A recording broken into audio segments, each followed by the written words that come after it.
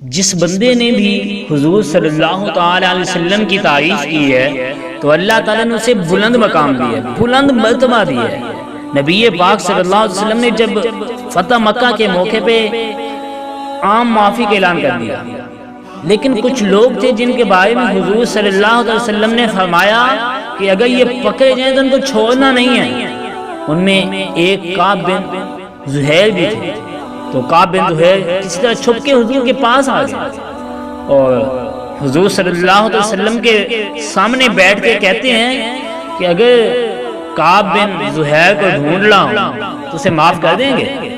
اللہ مجھے ہم سامنے ہیں اور پوچھ کیا رہا ہے، اگر مجھے ہم ڈھونڈ لاؤں تو معاف کر دیں گے؟ میرے رحمت تو میرے حضور صلی اللہ علیہ وسلم کی رحمت جوش میں ہے۔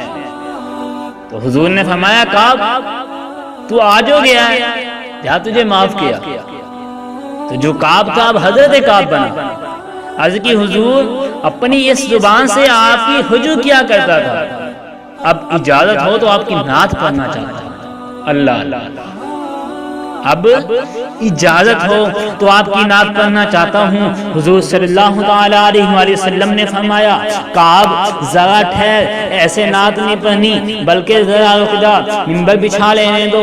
تو حضرت کعب رضی اللہ تعالی عنہ رک جاتے ہیں، منبر بچھ جاتا ہے۔ حضرت کعب رضی اللہ تعالی عنہ منبر پہ بیٹھ گئے اور انہوں نے اپنا مشہور قصیدہ پڑھنا شروع کر دیا، اور جب اس شعر پہ پہنچے ان رسول نور یستداء بہ محمد، بغیر کسی شک کے بغیر کسی شعبے کے اللہ کے نبی نور ہیں، اور ایسا نور کہ جن کے نور سے زمانہ چمک رہا ہے۔ آگے کہنے لگے مہنۃ من سیوف اللہ مسلول، یہ اللہ کی تنی ہوئی تلوار ہے۔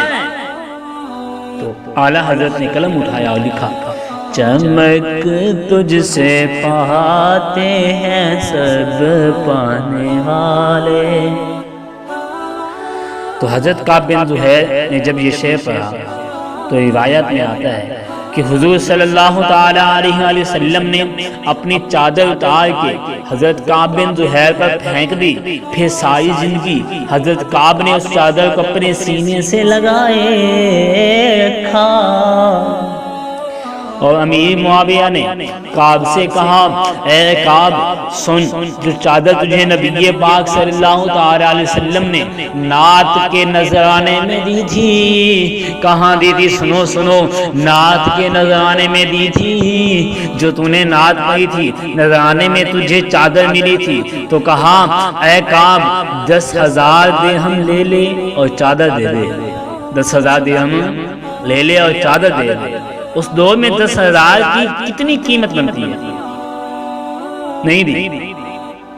اور جب حضرت کعب بن زہیر کا انتقال ہوا تو جناب امیر معاویہ نے 20,000 درہم میں اس چادر کو ان کے خاندان سے خریدا، اور پھر یہ اعزاز تھا کہ جب بھی کوئی بادشاہ بنتا تو اس چادر کو رکھتا تھا۔ یہ ہے حضور کی مدح۔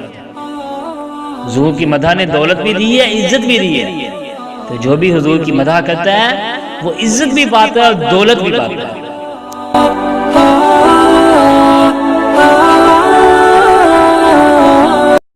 اس ویڈیو کو شیئر ضرور کیجئے، ہو سکتا ہے آپ کے ایک شیئر سے یہ بات کسی کے دل میں اتر جائے۔ جزاک اللہ۔